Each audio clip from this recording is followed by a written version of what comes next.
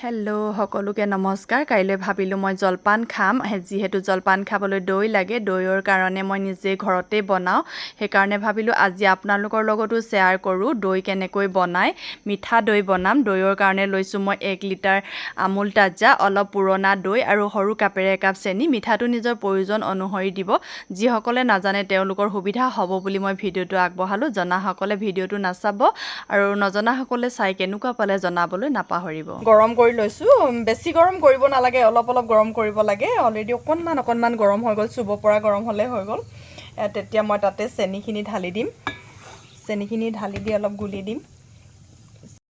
চেনিখিনি already গলি গ'ল, দেখিছেনে? চেনি অহা নাই, চেনিখিনি গলি গ'ল আৰু এইখিনি চুব পৰা গৰম হৈছে। ইমানটো গৰম কৰিলে হৈ গ'ল।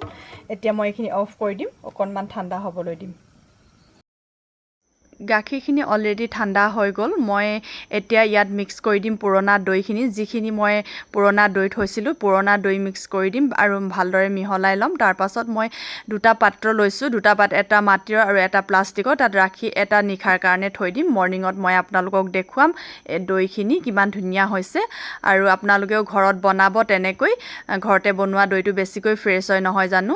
দৈখিনি মই ভালদৰে মিক্স কৰি ল'লোঁ আৰু গাখীৰখিনি অলৰেডি ঠাণ্ডা হৈ গ'ল। গৰমে গৰমে ভৰাই দিয়া নাই, যিহেতু মই এটা প্লাষ্টিকৰ হেৰিত ৰাখিম আৰু এটা মটকাত ৰাখিম, সেইটো কাৰণে অকণমান ঠাণ্ডা হ'বলৈ দিলোঁ। ভালদৰে মিক্স কৰি এতিয়া 2টাতে ঢালি দিম আৰু মৰ্ণিঙত খাব পৰা হৈ যাব। গৰম দিন হ'লে সোনকালে হৈ যায়, ঠাণ্ডা দিনত অকণমান দেৰি লাগে।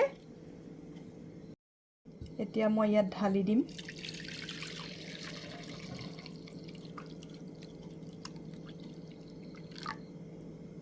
এইফালে প্লাষ্টিকৰ বাকী ৰৈ যোৱাবোৰ প্লাষ্টিকতো ঢালি দিছোঁ।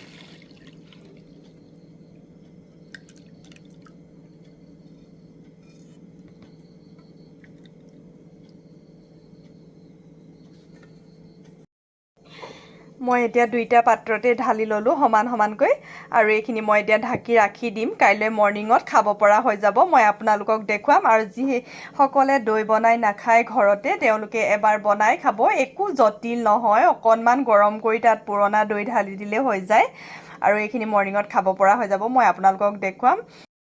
দৈ বনাইছিলোঁ যে আপোনালোকক পিছদিনা দেখুৱাম কৈছিলোঁ। চাওকচোন বাৰু কিমান ধুনীয়া দৈ হৈছে। এনেকৈ নিজে নিজে ঘৰত আমুল তাজাৰ পৰা বনাই খাব পাৰি। চাওক কিমান ধুনীয়া দৈ। আপোনালোকক দেখাম বুলি কৈছিলোঁ কাৰণে দেখালোঁ।